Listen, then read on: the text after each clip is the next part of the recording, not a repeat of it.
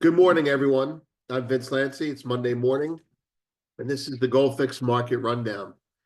Today, we have lots of questions, as I'm sure you do, and hopefully we have some answers to those questions.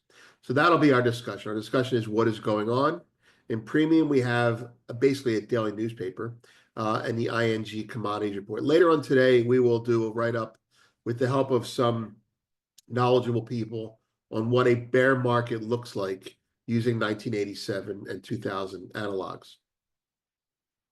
There's the front page. We'll talk about those in a second. Let's do the markets.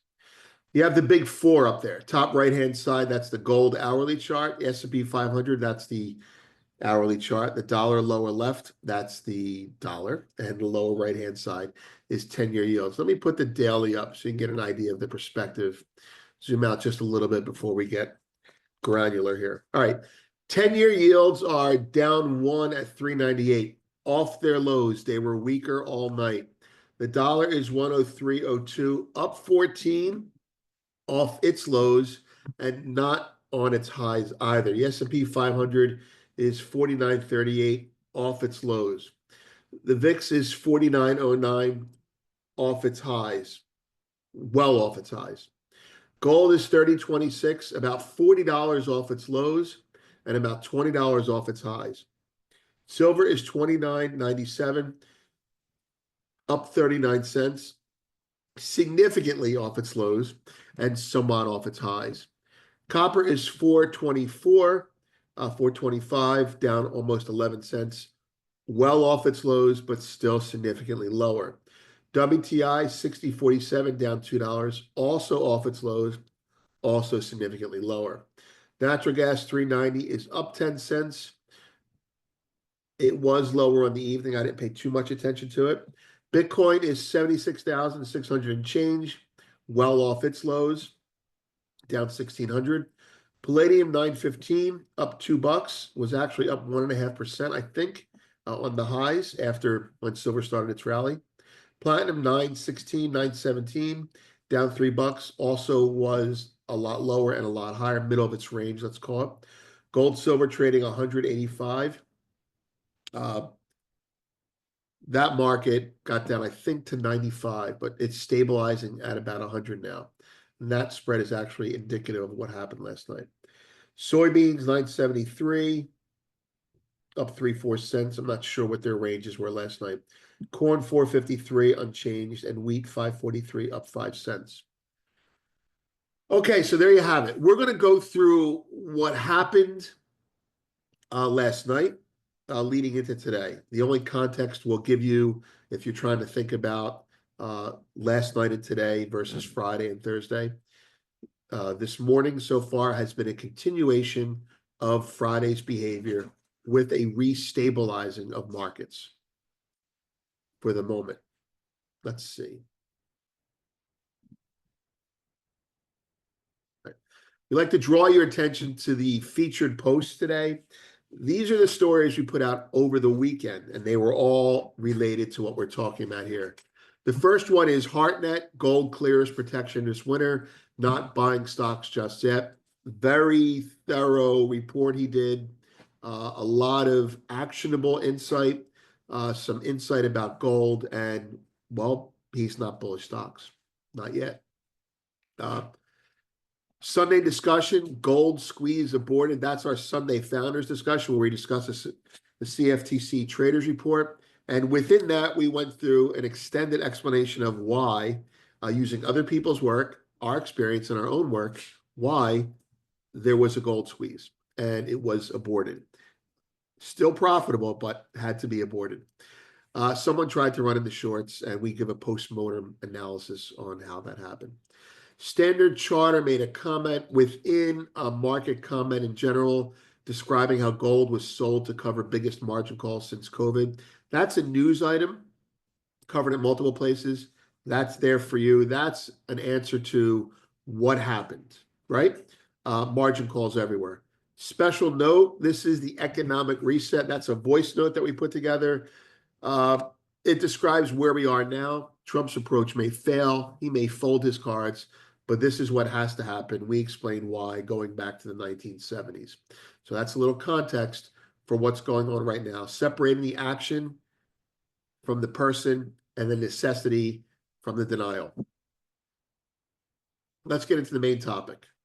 We have questions that were asked of us and questions that we asked ourselves and questions that we've seen out there that were answered, we think, insufficiently. So let's start with, let's go through them, right? So what is happening to markets? For decades, Wall Street has been rewarded for being irresponsible. Now they are paying for it. Now that's little consolation for our own portfolios. But that is what is happening. Financialization is shrinking somewhat permanently. As supply chains are being reshored, so are global payment chains. This is the reset. Trump is just ripping the Band-Aid off. He did it. Trump is who we and he said he was, a classic corporatist. Too many people did not believe it.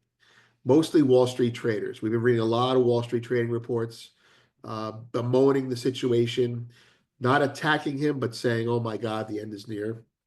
Oh, that's because they're just all long. Personally, we do not fear what was done. We definitely fear if the administration loses confidence in what was done, and that is very possible. Overplaying his hand in coming negotiations or backing off due to party support dropping. These are big risks, and they are covered in the economic reset. So that's a special note there. We'll pull up a chart before we move on to the next question. The left chart, these are courtesy Goldman Sachs. The left chart, the blue is the United States tariffs. The red is China's tariffs. On April 4th, the United States said, these are our tariffs, basically taking Chinese tariffs up to a little under 60%, 54 to 59%, but 59% is what's represented there. And then the next night, on Friday, China said, fine, we can play that game too. And China raised its tariffs to effectively about 53, 54%. Okay, so that's the red line going up. Essentially, anything that comes from China is now 59% higher, using an iPhone as an example. I'm not sure if it's a perfect example. And anything that we sell to China, which I'm not really sure what we do sell to China other than bonds and maybe some natural resources, goes up by 55%. So it's an escalating trade war. Next question. What do I do? If you are asking anyone this question, this is the best advice we can give, okay? If you are asking anyone this question, including yourself, what do I do? I don't know what to do. Whatever it is, cut it in half. Reassess and know you will be miserable either way, but you are no longer risking your sanity and your net worth on a coin flip. The next 1,000 points are a coin flip. That's people with stress. People like, I don't know what to do. Maybe the number's not a half. Maybe you're like, oh, that's too much. 25%. Pick a number. Cut it down. And then how does your stomach feel? Can you sleep? Okay. Well, then you can live. It's that simple. If you're asking me, or you're asking your family, or you're asking your broker, or you're asking yourself, reduce and reassess. Now, there are people out there looking at precious metals or stocks. I mean, buying stocks on a dip is probably a really good trade now if you have the patience and know what you're doing. They're saying, I'm thinking about buying. Should I? Well, if you're asking anyone, do half. See what I wrote above. Same thing. Moving on to price action. What does today's price action mean?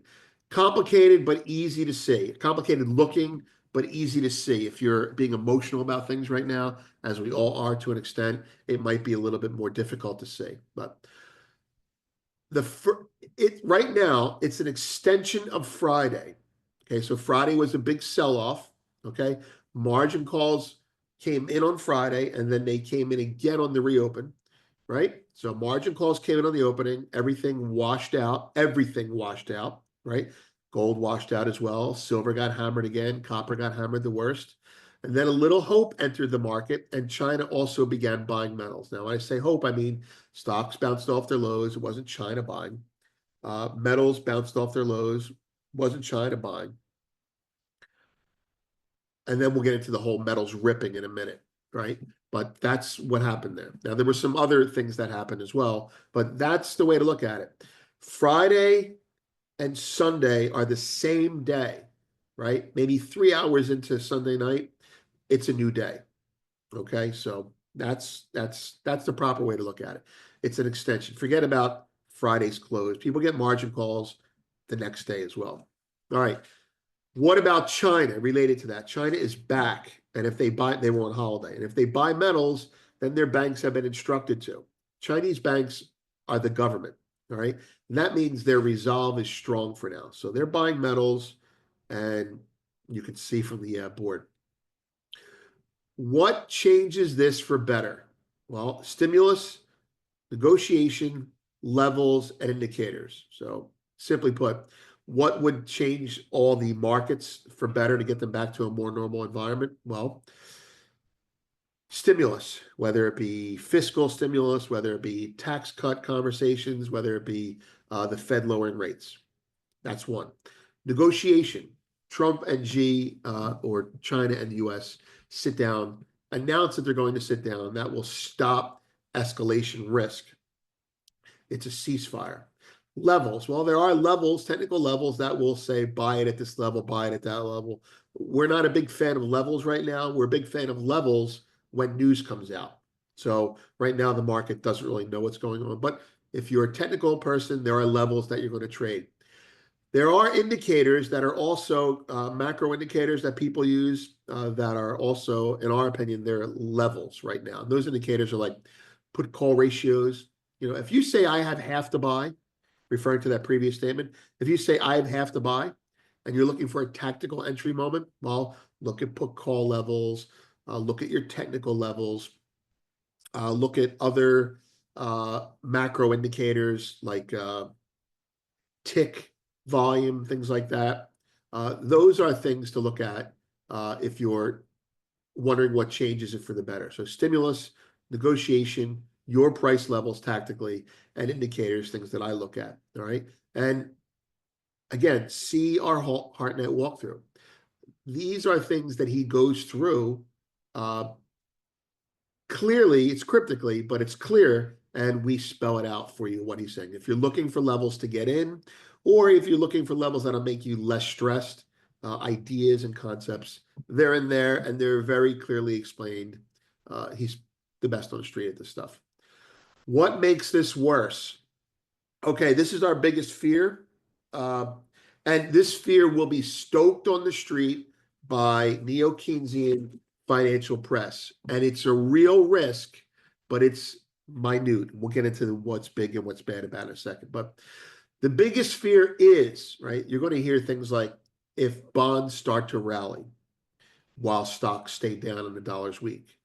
That's the biggest fear. Why? Well, in a crisis environment, we'll try and take a stab at explaining why.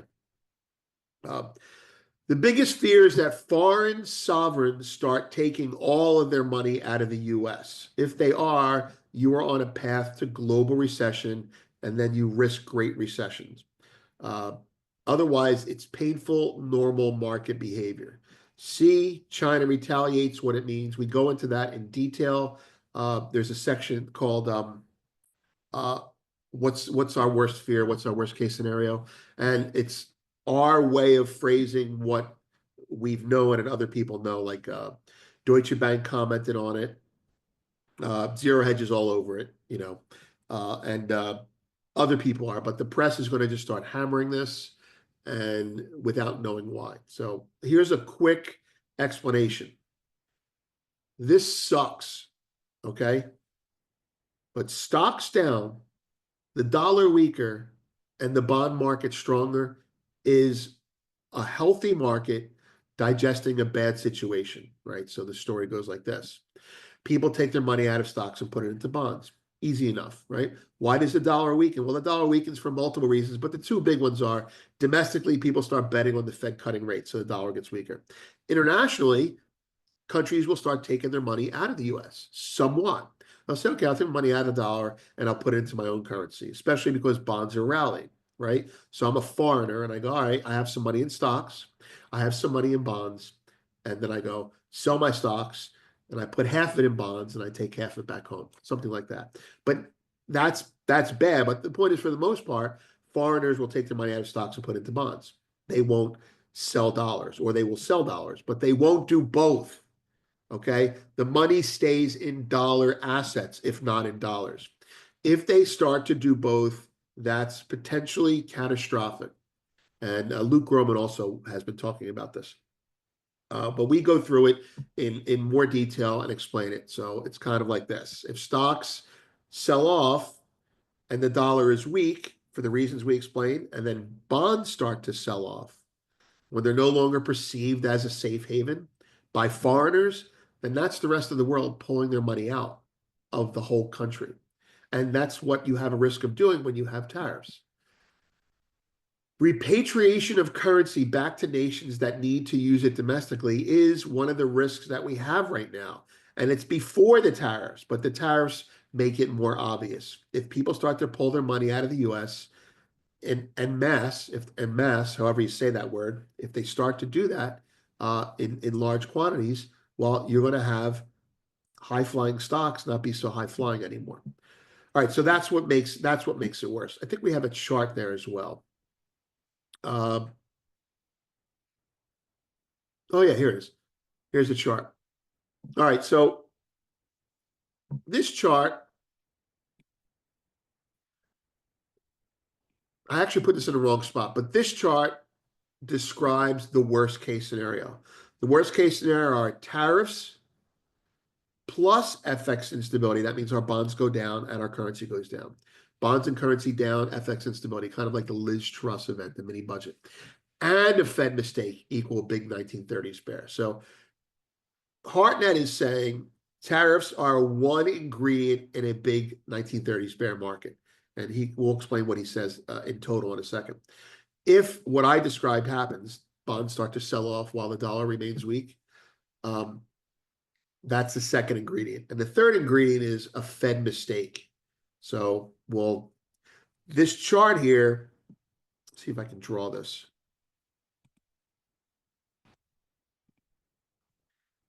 Here's the crash. The crash already happened. Then the tariffs came. Okay? All right. Then the UK leaves the gold standard. That was actually a big mistake. And only down here does it reverse. And it reverses when the policy errors are fixed. Okay, so that's the market and what it did. Let's move on to the next item. Did tariffs cause the Great Depression? That's another thing you're going to start hearing. That's over our pay grade, but we're going to parrot what Hartnett said. We already did that partially and added into what little we do know about it. The answer is not likely in isolation. Tariffs plus policy reaction errors to tariffs cause depressions as we had back then. Is this the first ingredient? Yes, but far from the scenarios in 1931, and Hartnett agrees. So here's that chart. That's the Fed funds rate going up and down with events. Now we're looking at the Fed funds rate. In 1929, we had a crash. The Fed lowered rates. Okay? Tariffs went into effect while we were in the middle of a crash. You could say that that was an approximate cause, but we already had the crash. But UK leaves the gold standard, which is a problem in and of itself. But here's the biggie. Here's the biggie. The Fed raised rates during a crisis. So the Fed reduced liquidity in an environment that needed liquidity. And it only was fixed when FDR did the New Deal. And when he did the New Deal, that was fiscal stimulus. And then the Fed, with a couple hiccups along the way, realized that they had to lower rates. Okay? This is the play-by-play of the Great Depression. Crash, then tariffs, then raising rates, and it ends when FDR panicked. And because the expression is when politicians start to panic, well, then markets start to get normal again. All right. I hope that was helpful. So let's do gold now. What do gold and silver look like when this is over? Over in the short term. If Trump and Xi sit down to talk, that is very bearish for gold. Near fatal for leveraged longs, I would think, in the short and perhaps even the intermediate term. But long term, not fatal. Tariff ceasefire causes longs to sell some, but the world is not going to reglobalize. Big dip, but discussion is not end of war. And end of war is not even end of war now. On top of that, whatever is decided in a discussion, well, we have to ease afterwards. So that's supportive of gold. If this is met with the correct policy choices, and by that I mean without a ceasefire, right? It's bullish gold, it's bullish silver, and it's bullish stocks because it's inflation. If this is met with bad policy choices, it's bullish gold, bearish stocks, bearish bonds, and the US dollar. That's the Great Depression thing. Monetary solutions are bullish gold. So if we lower rates, gold goes up or stops going down, and maybe stocks might stabilize a little bit. Fiscal spending solutions are less bullish gold if they're properly targeted. We're going to spend money on tax breaks. We're going to support companies. That's not going to be supportive of gold, but it's going to rise. Gold's going to rise because people have more money again. All errors are bullish gold to varying degrees. Again, see the HeartNet walkthrough. It's really, he's got a really good report this week. All right. One thing I noticed that I left open here that I want to finish up on.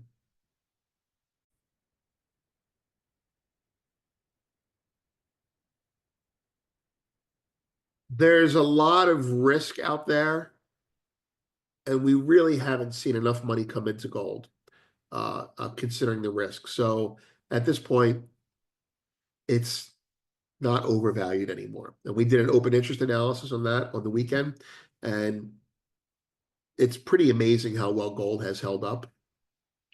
The analogy, not the analogy, but the precedent I want to give you is during the great financial crisis after the Lehman moment, gold and stocks dropped. Gold dropped a couple percentage points and stocks dropped a lot. When QE started, gold rallied immediately and stocks kept dropping. Okay, so the first reaction to stimulus is bullish for gold, not for stocks. The second reaction was bullish for gold, slowing down, and then bullish for stocks. So extra money when it's printed goes into the safe haven. That's what's going on in China right now, right? Does this affect China's behavior? No. China's insurance companies are going to buy even more gold because their citizens are going to say, I want gold products because they're scared right now, scared about what's happening in the world. Moving on to data on deck. Big week, CPI, PPI, and Fed minutes. They'll be watched. There will be a lot of Fed speakers this week. Normally, we say ignore Fed speakers except for Powell, right? But if you're a tape watcher, we're not going to say that this week. We're going to say watch the Fed speakers, more important Fed speakers than others, but watch how the market reacts to Fed speakers. The Fed speakers are going to come out and hold hands and do nothing. And if the market doesn't believe them, then the next Fed speaker will hold hands even harder. And then the point is, does the market at some point start to believe in what the Fed is saying? So you want to watch the other speakers this week. In premium, ING commodity feed, and we have the market analysis. Moving on to the charts, we're going to walk through Friday and last. Okay, charts. Daily chart, 10-year yields. Take a look at look at the last 3 days, right? Yields dropped, yields dropped, yields dropped. That's good. That's the market functioning normally. Now yields are rallying. They're actually positive on a day. Are we hitting the panic button? No, we're not hitting the panic button because the dollar is stronger. Remember, the dollar has to be weaker. The dollar also rallied. So the dollar rallying while yields are rallying is not unhealthy. There's risk, but it's not unhealthy. So let's move to stocks. Remember, this is like a triangle here, right? Stocks, obviously low, doesn't make you feel good, but well off their lows of the evening. So I think the margin calls are being digested. The VIX, we're not big fans of the VIX anymore as a continuous indicator of the market, but in panics, it's extremely helpful. And if the VIX is down and the dollar is up and bond yields are up and stocks are off the low, that's the margin calls over for now, right? So it's the next news item that's going to generate volatility. Gold. And there's your proof. The margin calls came in on the open and stopped. Now we'll get to silver, which is far more interesting. Silver also cratered, not as big as copper, but silver seemed to lead the rally higher in all the metals, in everything. And I'm going to suggest that there was a confluence of events. And one of the events was what I just said, right? Another contributing factor was there was heavy buying of silver in China, which I couldn't believe they'd buy silver before gold, but there was heavy buying of silver. A third factor is we have been talking for probably a year here how funds will like to sell silver and buy gold. And short-term plays, medium-term plays, but long-term, if you've been saying, oh, gold's being remonetized and silver's not, I think we're going for a recession, you're going to be long gold and short silver. I think, I want to move to this chart here. I think we saw that. I think we saw someone with a big position unwind. Now, is it one person? No, it's not one person. But is it a situation where someone said, look at that. I was right, long gold, short silver. Or half the world that's long gold puked, and the other half the world that's short silver covered. But in any event, the gold silver ratio just got too crazy, and some people stepped in. I want to zoom this out to a monthly to give you an idea. I'm going to pull my levels up here. Right now, this is when I was trading it before, and this is now. This is a configuration. I'm not saying the market loved my level, but I am saying that this channel matters. This is the other channel that I was working with, but it stayed in this channel, went up. Now, what happens now? I don't know what happens now, but I do know that there's probably going to be a lot more selling of silver. I mean, selling of gold and buying of silver within the complex, and you can see that if you look at the other metals. All right, let's stay with gold. Let's go to oil now. So oil, China's not buying oil, so China, oil dumped, China didn't buy it. Why would they buy it? They're like happy with low oil prices. Saudi Arabians can't buy oil and prop it up. Maybe Russia can by reducing production. Remember, they're not buying oil to boost it. They're just cutting production, so that takes a day or two. Natural gas, no real help there. I mean, I understand the market in general, but this is margin calls. Whatever's going on there is margin calls. Maybe someone was short natural gas last night. Who knows? It had to cover. Who the hell knows? Bitcoin. I was very excited about the behavior of Bitcoin when gold was dropping. Look at Bitcoin hanging in there. Well, the reality of it is Bitcoin was hanging in there because Scott Bessent said Bitcoin's not returning, Bitcoin's becoming a store of value. And that's what happened. So if you're speculatively speaking, this is where I am. If I get bullish stocks, I'll buy some Bitcoin because I think it is on its way to being a store of value. And at the same time, I also think it is a tech stock. It's kind of like Razzles. First, it's a candy, and then it's a gum. Who the hell knows? But that's it. There's the markets. This is a phenomenal, wonderful day for gold. Okay? Because people with margin calls sold it on the first day, and it was bought by the first dip buyers, probably some shorts buying. On the second day, margin calls completely overwhelmed it. And when I say margin calls, I mean heavily leveraged funds. Hedge funds are going under now. And on the third day, on the reopen, more margin calls came in, and it was caught, right? And now we're in US hours.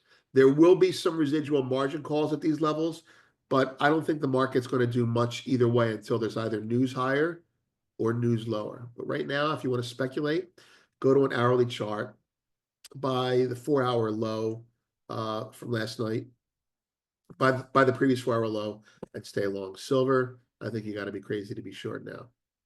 I'm Vince. Have a great day.